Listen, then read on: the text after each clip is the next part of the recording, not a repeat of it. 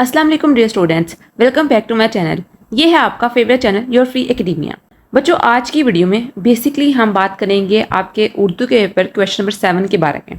इस क्वेश्चन में बेसिकली क्या होता है कि आपको या तो दरख्वास्त आती है या फिर रसीद आती है, और इस दफ़ा जो मेरे अकॉर्डिंग है वो ये है कि आप लोगों का ये वाला पार्ट जो थोड़ा सा अपसेट हो सकता है। मीन्स कि इस दफ़ा बहुत ज़्यादा चांसेस हैं कि आपको रसीद आ सकती है।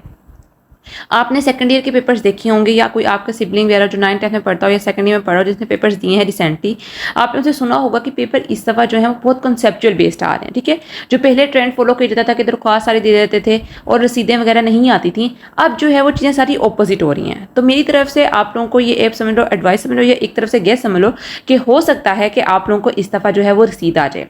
आज की इस वीडियो में बेसिकली हम यही चीज़ें देखेंगे कि हमने रसीद को किस तरह अटेम्प्ट करना है और कौन कौन सी बातों को अपने जहन में रखना है।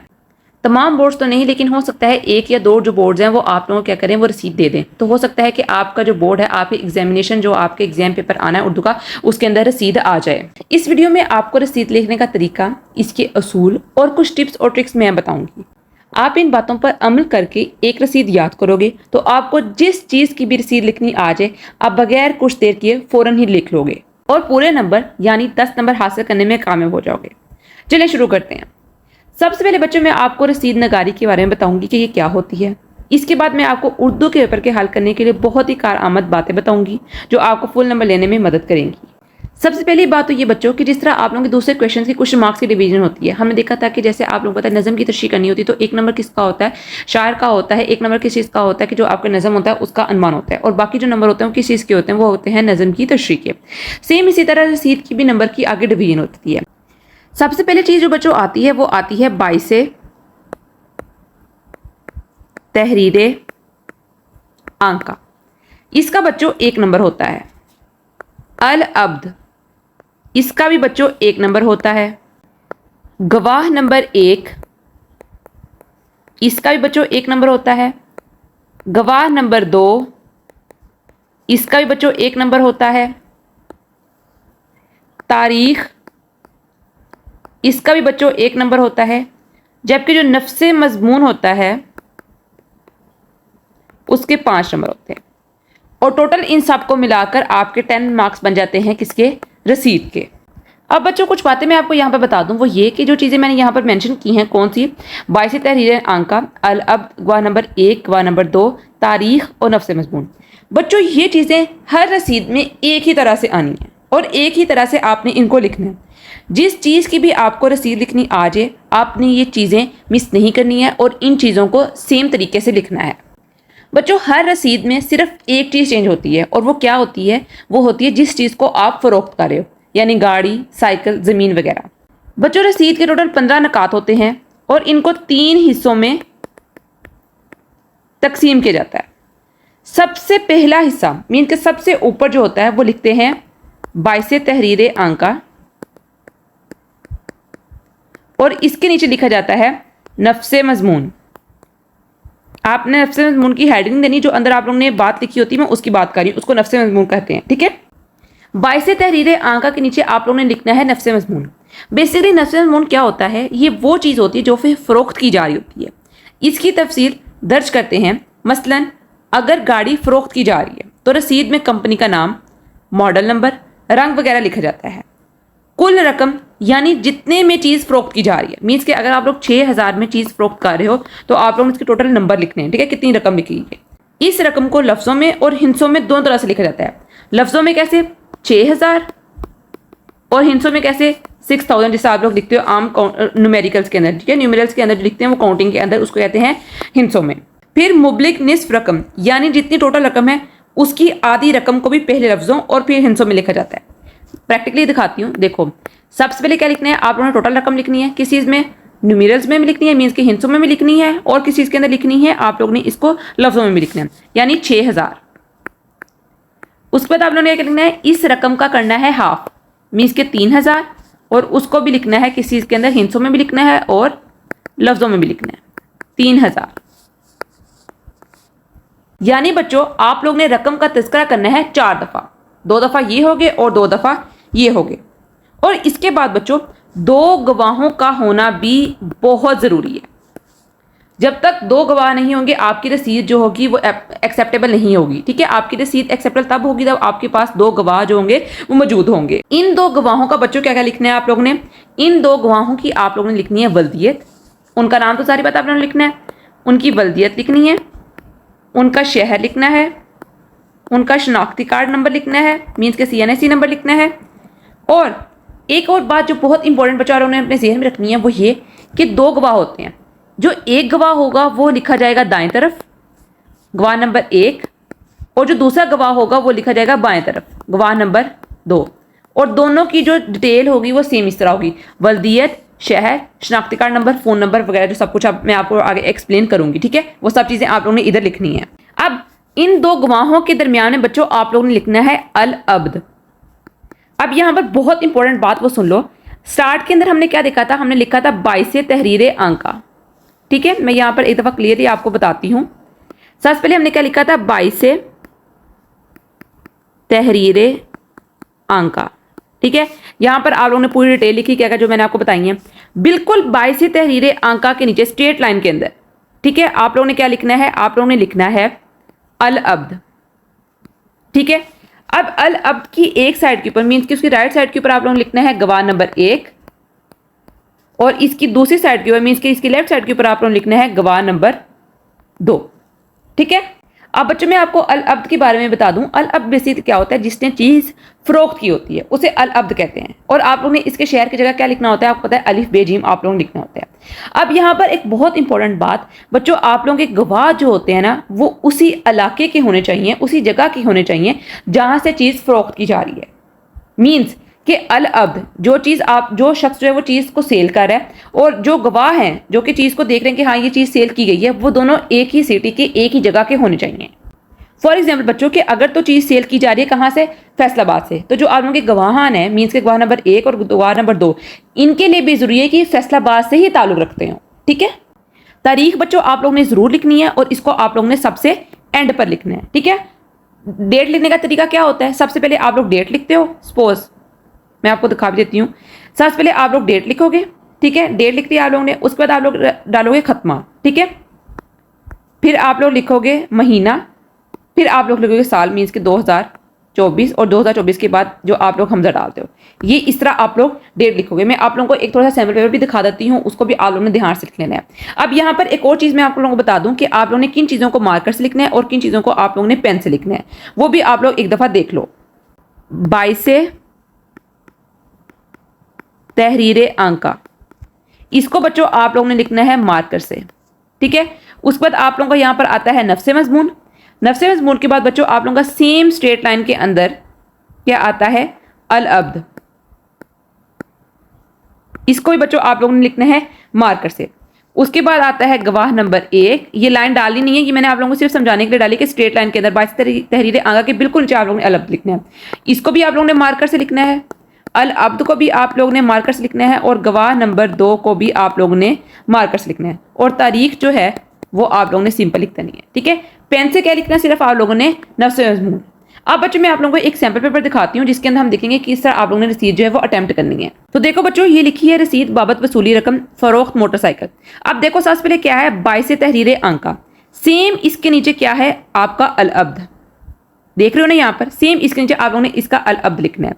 उसके बाद अगर बच्चों नफ्से मजमून देखें तो देखो यहाँ पर उन्होंने जो पेमेंट लिखी हुई है उसका हाफ भी किया हुआ है, उसको टोटल भी लिखा हुआ है। मीन्स के 4 दफ़ा उन्होंने क्या लिखी हुई है कि आप लोगों को टोटल लिखी हुई पेमेंट कितनी है। और जो मोटरसाइकिल है उसका नंबर भी लिखा हुआ है। ठीक है, उसका इंजन का नंबर भी लिखा हुआ है, रंग भी लिखा हुआ है, कंपनी भी लिखी हुई है, मॉडल भी लिखा हुआ है, हर एक चीज़ जो है वो लिखी हुई है। सेम उसके नीचे क्या है? अल अब्द है। एक तरफ गवाह शद 1 है और एक गवाह शद 2 है, मतलब कि दोनों गवाह नंबर 1 गवाह नंबर 2, और उनकी डिटेल लिखी हुई है। ठीक है, दस्तखत जहाँ पर आप लोगों को जब आप लोग उर्दू के पेपर अटेम्प्ट करते हो तो वहाँ पर अलिफ बे जीम लिखते होते हैं। नाम वगैरह आप लोग लिख सकते हो जो आप लोगों के रसीद के यहाँ पर नाम है। ठीक है, ये भी अलिफ बे जीम में लिखना चाहो तो अलिफ बे जीम लिख दो, इसका कोई इशू नहीं होता। और सेम नीचे आप लोगों ने इसकी तारीख लिखनी है। तो ये बेसिकली आप लोगों का हो गया रसीद आप लोगों ने अटेम्प्ट कैसे करनी है। ठीक है, बहुत ईजी होती है, 2-4 आप लोग रसीदें याद कर लो। ये प्रोसीजर आप लोगों को आता हो ना कि कैसे कैसे चीज़ें लिखनी है, तो बाकी आप लोग चीज़ें आसानी से लिख लेते हो। ठीक है, आप लोगों को पता होना चाहिए क्या चीज़ डिफरेंट होती है इसके अंदर। ये सिर्फ आती है डिफरेंट कि आप लोग किस चीज़ को आप लोग सेल कर रहे हो। ठीक है, अगर आप लोग मोटरसाइकिल को सेल कर रहे हो तो उसका सारी बात है डिफरेंट होगा सारा सिनेरियो। अगर आप लोग कार सेल कर रहे हो तो उसका सब कुछ डिफरेंट होगा। कोई किताब है उसको आप लोग सेल कर रहे हो, कोई भी चीज़ है, घर कर रहे हो, कोई ज़मीन का हिस्सा है। ठीक है, तो हर एक चीज़ इस चीज़ के डिफरेंट होगी, बाकी सब चीज़ें जो है वो सेम ही हैं। अब बच्चों बात करते हैं आपके उर्दू के पेपर के बारे में, जिसके अंदर हमने देखना है टाइम मैनेजमेंट। ठीक है, कि उर्दू के पेपर में टाइम को किस तरह मैनेज किया जाए, किस तरह अपने क्वेश्चंस को जो अटेम्प्ट किया जाए। सबसे पहले बच्चे बात चीज़ जो इग्नोर करते हैं वो ये करते हैं कि वो टाइम मैनेजमेंट सीखते ही नहीं है। उनको पता ही नहीं होता कि हमने टाइम मैनेज कैसे करना है। पेपर लंबा होता है और बच्चे जो होते हैं उसको दूसरे तरीके से मैनेज नहीं कर पाते हैं। इस सिलसिले पे मैंने एक चैनल पर अपनी वीडियो अपलोड की हुई है, आप लोग वो लास्ट में देखो, उसका लिंक जो है वो डिस्क्रिप्शन में दे दूंगी। आप लोगों का बहुत ज़्यादा फायदा होगा। और इसके बाद बहुत इंपॉर्टेंट बात बच्चों ये है कि चैनल को लास्ट में सब्सक्राइब करें और वीडियो को भी लाइक करें। अब बच्चों बात करते हैं कि टाइम मैनेजमेंट को हमने किस तरह देखना है। अब देखो बच्चों, बहुत सारे बच्चे जो होते हैं वो क्या करते हैं, वो क्वेश्चन पेपर जैसे ही आता है ना उसको करना शुरू कर देते हैं। कोई उनकी तरतीब नहीं होती उनके ज़हन में कि हमने किस तरह क्वेश्चन को अटेम्प्ट करना है। अगर क्वेश्चन नंबर जो 2 है आप लोगों का वो किस चीज़ का है, वो नज़म और गज़ल के अशा की तशरीह है। क्वेश्चन नंबर 3 इक़्तिबास की तशरीह है। वो सेम इस तरह उसको करना शुरू कर देते हैं। सबसे पहले तो बच्चों आप लोगों ने अपने ज़हन में ये रखना है कि जो कम नंबर वाले सवालात हैं उनको आप लोगों ने पहले करना शुरू करना है। मीन्स कि आप लोगों ने क्वेश्चन वो स्टार्ट करें जिसके सबसे पहले कम नंबर होंगे। आहिस्ता आहिस्ता आप लोगों ने उन क्वेश्चन की तरफ मूव ऑन करना है जिनके मार्क्स ज्यादा हैं। बच्चे क्या करते हैं कि नहीं हम लोगों ने सेम पैटर्न से फॉलो करना है, क्वेश्चन नंबर 2 है स्टार्ट कर देते हैं, शुरू करना। नहीं बच्चों, आप लोगों ने ऐसे हरगिज नहीं करना। सबसे पहले आप लोगों ने वो क्वेश्चन पिक करना है जिसके सबसे ज्यादा कम नंबर होंगे और फिर आहिस्ता आहिस्ता आप लोगों ने उन क्वेश्चन की तरफ मूव ऑन करते जाना है जिनके नंबर ज्यादा हैं। इस तरह क्या होता है कि जब बच्चे क्वेश्चन नंबर जिनके हाईएस्ट मार्क्स होते हैं, मीन्स की सारी बात है जब उसके 15 नंबर हैं एक क्वेश्चन के, तो सारी बात है आप लोगों ने उसकी चीजें भी डिटेल से लिखनी है, उसको लंबा करके आप लोग लिखना है। तो बच्चे ज्यादातर इसी को फोकस करते रहते हैं, हाईएस्ट नंबर मार्क्स वाले को, और जो बाकी चीजें होती है छोटे मार्क्स वाले की वो रह जाती हैं और फिर एंड पे जो गाड़ी चलती है, जो गंद बचता है वो बच्चे मारते हैं। अब जो मैं आपको तरतीब बता रही हूँ वो आप लोग अपने ज़हन में रख लो। आप लोग ने इंशाल्लाह उस तरह पेपर करके आना है तो इंशाल्लाह आप लोगों के मार्क्स जो हैं वो लाजमन आ जाएंगे। बच्चों सबसे पहले तो आप लोगों ने लिखना है नज़म का खुलासा, पहली चीज। दूसरे नंबर पर बच्चों आप लोगों ने लिखना है सबक का खुलासा। तीसरे नंबर पे बच्चों आप लोगों ने लिखना है दरख्वास्त या फिर रसीद। फोर्थ नंबर पे बच्चों आप लोगों ने लिखनी है तलखीस। फिफ्थ नंबर पे बच्चों आप लोगों ने लिखना है मुकालमा या रुदाद। ठीक है। सिक्स्थ नंबर पर बच्चों आप लोगों ने करनी है इक़्तिबास की तशरीह। फिर आप लोगों ने 7 नंबर पे करनी है नज़म या फिर गज़ल के अशार की तशरीह। ये आप लोगों का पैटर्न होना चाहिए जब आप लोगों ने पेपर जो है वो अपना सोल्व करना है। स्क्रीनशॉट लेना चाहो तो स्क्रीनशॉट ले सकते हो, स्टॉप करना चाहो तो स्टॉप करके देख सकते हो। ठीक है, एज यू विश। अब बच्चों सवाल ही पैदा होता है कि हमने किस क्वेश्चन को कितना टाइम देना है। तो मैंने कल की वीडियो में भी आपको एक्सप्लेन किया था बच्चों कि जितना आप लोगों के सवाल के नंबर है ना उससे आप लोगों ने डबल टाइम अपने आप क्वेश्चन को देना है, डबल टाइम। ठीक है, सपोज आप लोगों का अब जो क्वेश्चन है वो है 5 नंबर का। ठीक है, तो आप लोगों ने डबल टाइम मीन्स के 10 मिनट के अंदर आप लोगों ने अपना नज़म का खुलासा जो है वो कंप्लीट करने की कोशिश करनी है। ठीक है, थोड़ा बहुत आगे पीछे हो सकता है, सारी बातें स्टार्ट करके बच्चे क्या करते हैं बड़ा आहिस्ता आहिस्ता कर रहे होते हैं, सोच सोच के लिख रहे होते हैं। एंड पे जो आप लोग फिर मुफक्कर बनते हो, अल्लामा इकबाल बनते हो, वो भी देखने वाली चीज़ होती है। ठीक है, तो शुरू से आप लोग ने अपनी स्पीड जो है वो मैनेज रखनी है, स्पीड आप लोग ने देखनी है। ठीक है बच्चों, मैं आप लोगों को इसलिए मोटिवेट करती हूँ ताकि आप लोग जो हो वो इस चीज़ को समझो और सीखो। ठीक है, जो गलतियाँ हमने की हैं अपनी स्टेज पर की थी वो जो आगे आने वाले बच्चे हैं वो इस चीज़ को रिपीट मत करें। ठीक है, तो जो मैं आपको बातें समझाती हूँ उनको फोकस किया करो, उन पर अमल किया करो। ठीक है, तो आप लोग ने स्पीड जो है वो शुरू से आप लोगों ने अपनी सेम रखनी है ताकि आप लोगों का जो है पेपर जो है वो एक ही स्पीड का हो, एक ही राइटिंग का हो। ठीक है, डिफरेंट फॉन्ट्स ना आप लोगों के पेपर के अंदर शो हो रहे हो। जिस पेज का पेपर जो होता है वो एक ही स्पीड से होता है, एक ही राइटिंग से होता है, वो पेपर बहुत ज्यादा खूबसूरत लगता है। ठीक है, अब कुछ ऐसी बातें जो बच्चों मैं आप लोगों को बता दूं कि आप लोगों ने उर्दू के पेपर में जो है वो अवॉइड करनी है, ये किन बातों को जो आप लोगों ने प्रेफर करना है। सबसे पहले जो चीज़ बच्चों आप लोगों ने अपने जहन में रखनी है वो ये कि आप लोगों के पास एक अच्छा और पुराना पेन होना चाहिए। मीन्स के मतलब कि ये कि आप लोगों का वो पेन होना चाहिए जो कि आप लोग ऑलरेडी यूज़ करते रहे हो। ठीक है, बॉल पेन भी यूज़ कर सकते हो। आजकल बहुत अच्छी बॉल पेन जो है मार्केट के अंदर आई है वो इतना स्विफ्टली लिखती हैं, इतना सॉफ्ट लिखती हैं कि पेपर जो होता है बहुत अच्छा प्रेजेंट होता है। उसके बाद बच्चों आप लोगों के पास जो है वो नई 3 मार्कर होनी चाहिए। किस चीज़ के लिए? 604, 605 और एक सादा मार्कर। ठीक है। आप 2 भी लेके जा सकते हो सकता है पेपर के अंदर कोई चीज़ ना चले, ठीक है, एज बाय चांस, ठीक है। तो ये आप लोगों की मार्कर होनी चाहिए। इसको आप लोगों ने हेडिंग, सब हेडिंग और सिंपल लाइन्स के लिए आप लोगों ने यूज़ करना है। उसके अलावा बच्चों आप लोगों ने एक बहुत इंपॉर्टेंट बात अपने जहन में रखनी है, आप लोगों ने बच्चों डॉलर की इंक जो है वो इस्तेमाल नहीं करनी। डॉलर की इंक जो होती है, एक तो बात ये कि ये प्रिंट हो जाती है और दूसरी बात ये कि एवेपोरेट कर जाती है, ठीक है। थोड़ा सा पानी का स्टाइल हो, थोड़ी सी एवेपोरेशन आए, थोड़ा सा ह्यूमिडिटी आए, थोड़ा सा मॉइस्चर आए, ये करती है ये एवेपोरेट कर जाती है, खत्म हो जाती है, ठीक है। आप लोग अपनी नोटबुक से देख लो तो ये उड़ जाती है इंक जो होती है, ठीक है। आप लोगों ने डॉलर की इंक नहीं इस्तेमाल करनी। आप लोग इसके अलावा पियानो या फिर पेलिकन की इंक जो है वो इस्तेमाल कर सकते हो, ठीक है। और बच्चों बार बार आप लोग ने आने पेपर के अंदर कट नहीं लगाने। मीन्स कि देखो आप लोग कोई एक लाइन लिख रहे हो और आप लोगों की लाइन गलत हो गई है, ठीक है। बच्चे अक्सर क्या करते हैं कि लाइन लिखी है, ठीक है, ये देखो सपोज उन्होंने लाइन लिखी हुई है, अब लाइन लिखने के बाद उसके ऊपर बड़े बड़े क्या करते हैं, क्रॉस लगा देते हैं ऐसे ऐसे करके। ये इंतहाई गलत तरीका है। अगर आप लोगों से कोई लाइन लिखी गई है और आप लोगों को वो करेक्ट नहीं है तो आप लोगों ने करना है, लाइन लिख दी है आपने, छोटा सा क्रॉस जो है बच्चों में दिखाती हूँ आपको, ऐसे करके लगा देना है। चेकर को ऑटोमेटिकली पता चल जाना है। कोई जरूरत नहीं है मार्कर से ऊपर ऐसे करके क्रॉस लगाने की, वो ज्यादा प्रोमिनेट हो जाता है। मार्कर तो होती चीज प्रोमिनेट करने के लिए, ठीक है। आप लोगों ने प्रोमिनेट करना है कि मैंने गलत चीज लिखी है, स्लाइड से आप लोगों ने क्रॉस लगा देना है और उसके बाद दोबारा आप लोगों ने लिखना शुरू कर देना है, सेम स्पीड के साथ, सेम आप लोगों के फॉन्ट के साथ, ठीक है। अब यहाँ पर ये एक और बात आप लोगों ने लिखनी है कि ओवर प्रेजेंटेशन आप लोगों के पेपर के अंदर ना हो। ओवर प्रेजेंटेशन से मुराद क्या है कि हर जगह आप लोगों ने मार्कर का यूज किया हो। मार्कर का यूज सिर्फ आप लोगों ने किस चीज में करना है, आप लोग कोई शेर लिख रहे हो, आप कोई अखबार लिख रहे हो, बस इस चीज़ के लिए, और कहीं जरूरत नहीं है आप लोगों का जो मार्कर का इस्तेमाल करने के लिए। हेडिंग्स और अंडर हेडिंग्स के लोग आप बच्चे क्या करते हैं, अक्सर जो होते हैं वो अंडरलाइन करते हैं। बच्चों जो चीज़ आप लोगों ने मार्कर से लिखी होती है इसका मतलब यही होता है कि वो प्रोमिनेंट है, वो चीज़ जो है वो नोटिस करने वाली है, उसके नीचे लाइन्स लगाने की कोई ज़रूरत ही बनती नहीं है। तो जरूरत नहीं है कि आप लोग अपना टाइम वेस्ट करो, लिखा है आप लोगों ने इक़्तिबास करते उसके नीचे लाइन लगाने बैठ जाओ, नो, बच्चों वालों का टाइम वेस्ट होगा। जब आप लोगों ने चीज़ मार्कर से लिख दी है तो इसका मतलब जाहिर बात है यही है कि आप लोग जो चीज़ है उसको प्रोमिनेट किया है, वो इंपॉर्टेंट चीज़ है, ठीक है। बच्चों नज़म के दोनों अशार की जो तशरीह है बच्चों वो टोटल आप लोगों के 6 सफ़ात पर मुश्तमिल होनी चाहिए, ठीक है। इससे अलहदा भी ज़्यादा भी हो सकती है और कम आप लोग ना ही करो तो बेहतर है, ठीक है। ज़्यादा हो सकती है, ठीक है, प्रेफरेबल है। गज़ल के बच्चों आप लोग ने जो तीनों अशार हैं वो क्या करने हैं, वो अलग-अलग से करने हैं, अलग-अलग से करने हैं, ठीक है।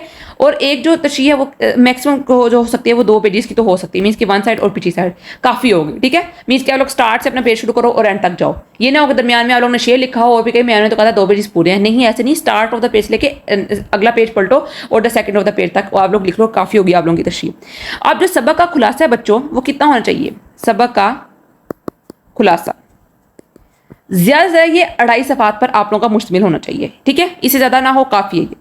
अब नज़म का जो खुलासा है वो 6 से 7 लाइनें भी हो सकती हैं, 10 लाइनें भी हो सकती हैं, ठीक है, जिसके अंदर आप लोगों की जो स्टोरी है वो मुकम्मल तौर पर आप लोगों को समझ आती है।